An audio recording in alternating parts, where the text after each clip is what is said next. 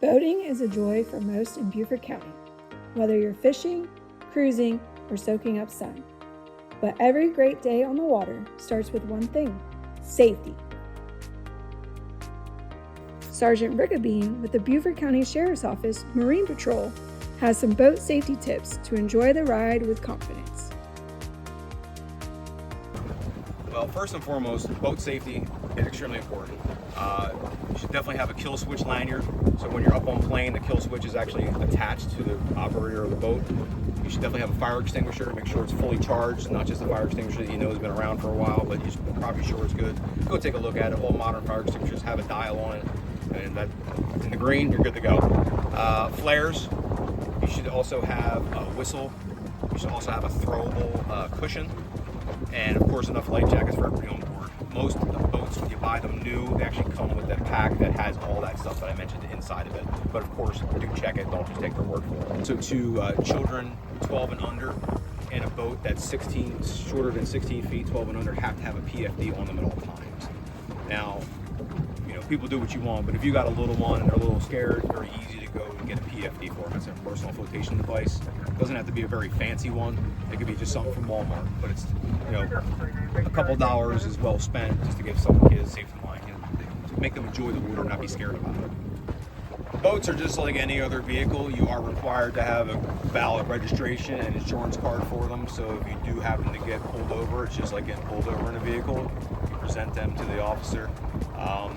When you have registration given to you from South Carolina DNR, you have to display it on the side of your boat. Do it as instructed. Make sure you have that good sticker.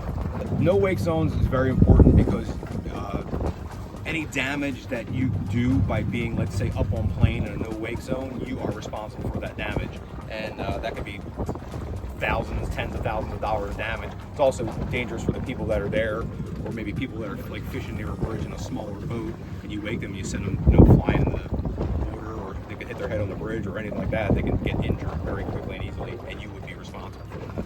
Also, too, bow riding is a major problem. When the boat's up on plane and got people, you know, hanging over the front of the boat, extremely dangerous because you can get a nasty wave, and if you get thrown in the water, the next place you're going to be is back where the engine is, and that's not a good thing. So we have a lot of bridges here, and when you do go under a bridge, you have to be at idle speed because you have to go under the bridge. That's understood. It's a solid structure you're passing under. So idle speed is the minimum amount of throttle needed to maintain control of your vessel. Okay, a lot of people get confused. They say, well, I was just doing 4 miles an hour, 6 miles an hour, 8 miles an hour. That's not what it's about. It's a minimum amount of forward throttle needed to maintain steerage of your vessel. So different boats are obviously different sizes, different makes, different models, different hull designs. So it's not so much the miles per hour, it's just minimum amount of forward throttle needed to maintain steerage of your vessel.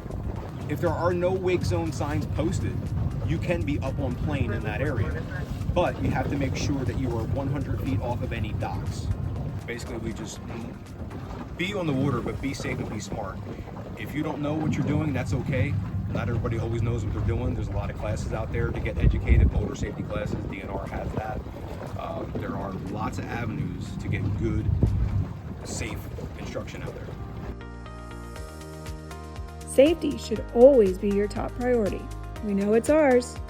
Help protect yourself, your passengers, and everyone else on the water. Remember, safe boating is smart boating.